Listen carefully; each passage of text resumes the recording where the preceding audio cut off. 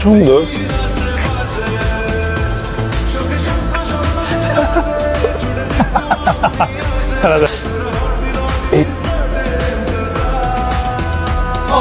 বিয়ে করে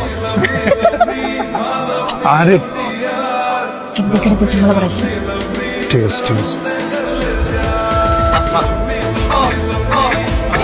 আরে আবার মেয়েটার না ধৈর্য বলতে কিছু। আচ্ছা যা, ঝামেলা মেটাই। আচ্ছা তুই একটা চুজ কর ভাই। তো হ্যালো বেবি। বিবি করতে হবে না। তুমি কোথায়?